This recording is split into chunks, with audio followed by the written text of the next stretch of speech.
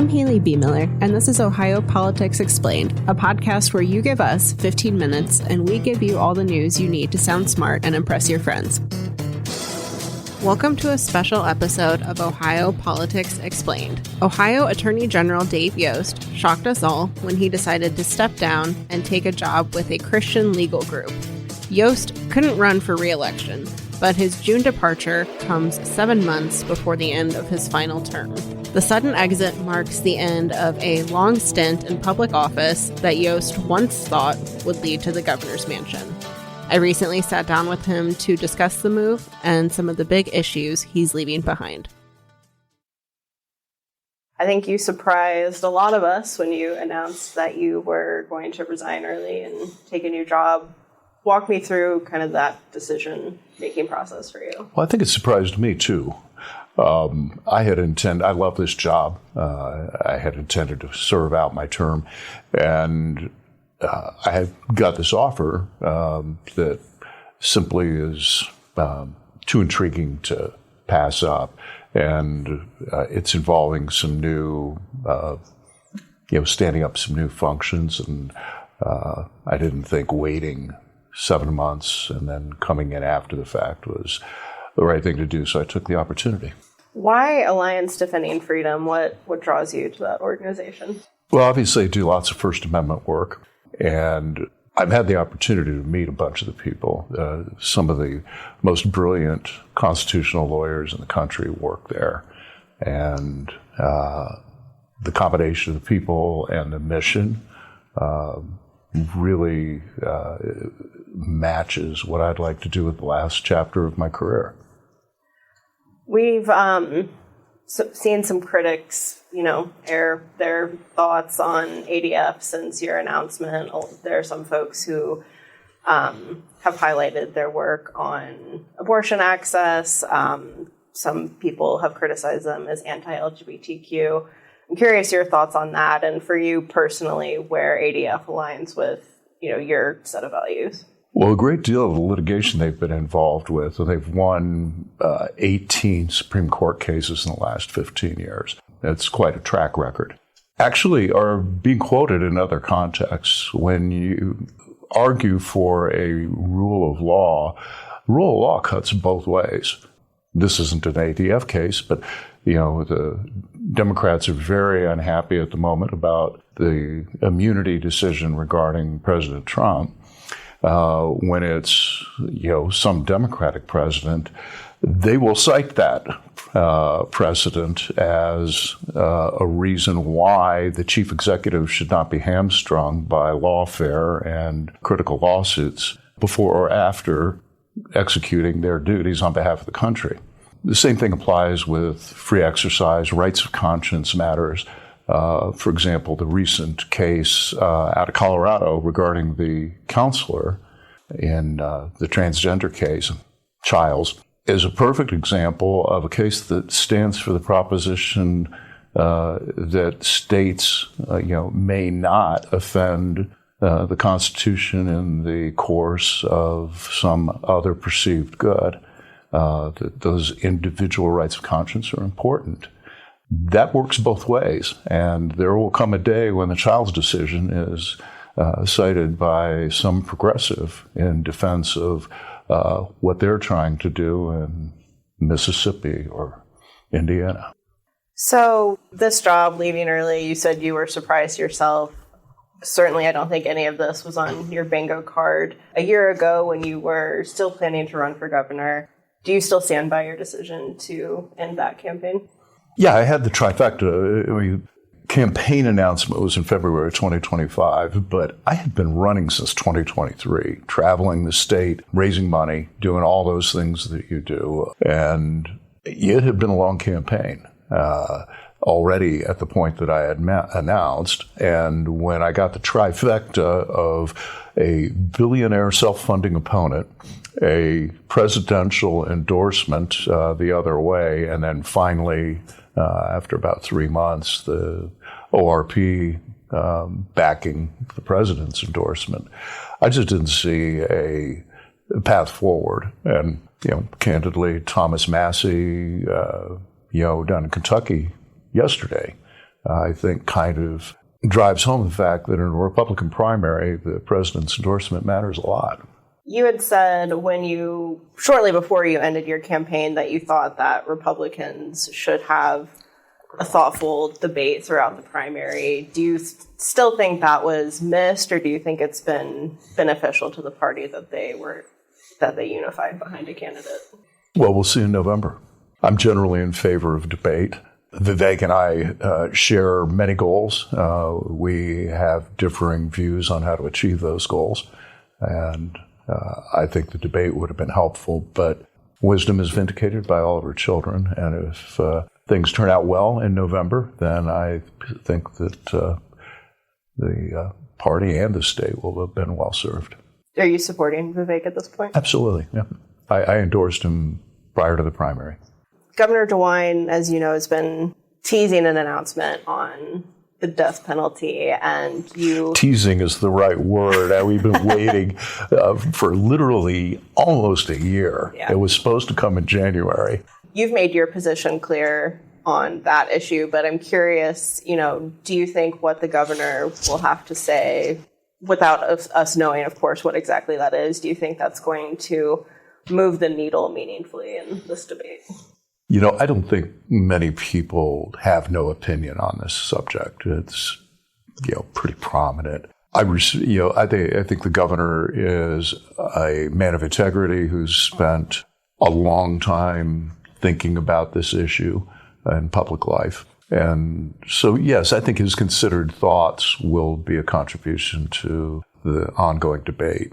Will it substantially move the needle? It actually might backfire, because the little bit of ground that is being gained among a few Republicans in the General Assembly, that coalition may stall, given the lack of popularity he has in some quarters of the GOP caucus over there. Coalition of Republicans in favor of abolishing? Yeah. You said that you've already talked to your successor about the First Energy case, and remain hopeful that the retrial will proceed as you had hoped. Can you talk a little bit more about where you see that going? Do you think the state still has a strong case against? Yeah, actually, we're retooling the case. We learned some things trying it the first time. I've got a fresh team that's looking at it with new eyes, and we're going to have a more simplified approach to showing the conspiracy. I'm very pleased with where it is at the moment, and where I think we're going to be able to get to. There's been a lot of cases obviously that have stemmed from this. Do you think there's more work for the state to do on this scandal beyond the Dowling and Jones case? So the organized crime task force that worked this case ran out a number of leads, and none of them resulted in evidence that would support prosecution. So this is it? I would think that this is probably it. Of course, the feds have their trial still coming, and amazingly, we still don't have sentencing on the co-defendants. But the federal wheels of justice grind slowly, but they do grind. Yeah. You have been on a short list of people frustrated with Jobs Ohio speaking out against how they operate, particularly in the wake of the Ohio State scandal, podcast, whatever you want to call it. Do you have any concerns that there's not going to be enough pressure on the state to act on this when, one voice, raising concerns about this is, no longer the Attorney General? Well, hope springs eternal.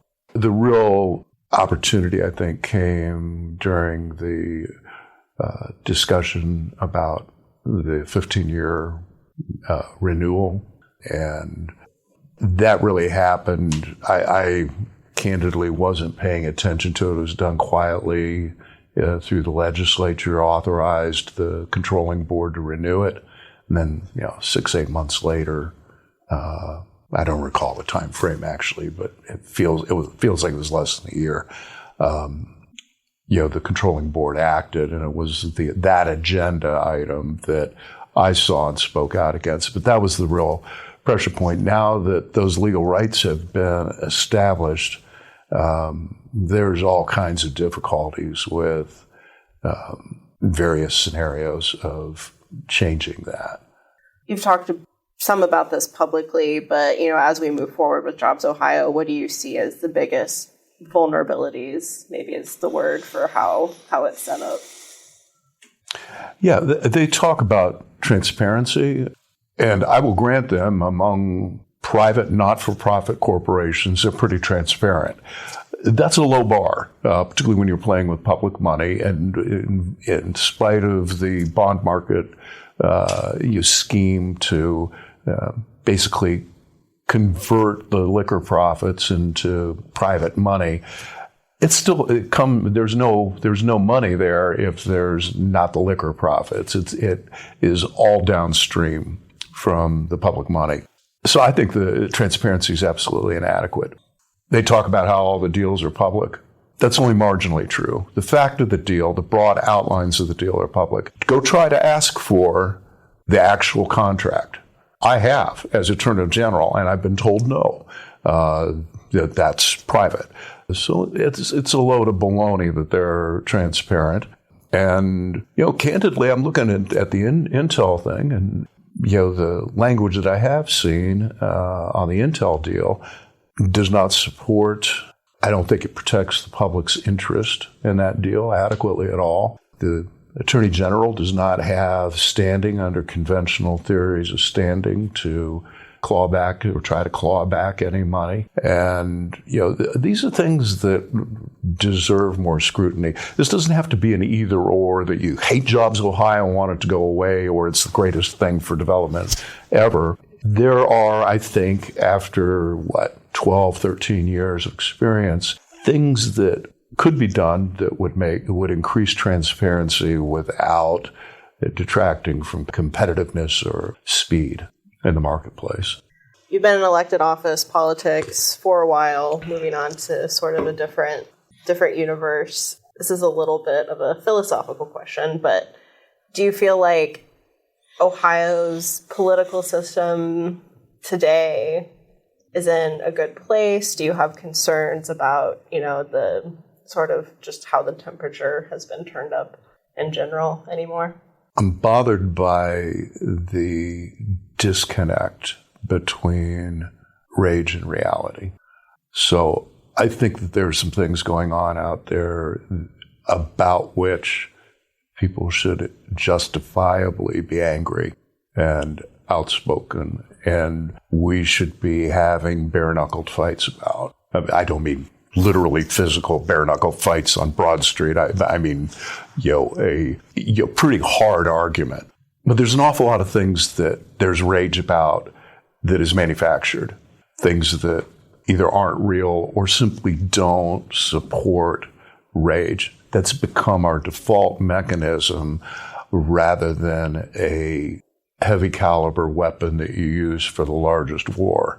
And I think that that's problematic. The people that, yearn for, the 1990s or, some magical period when we all got along simply don't know history very well.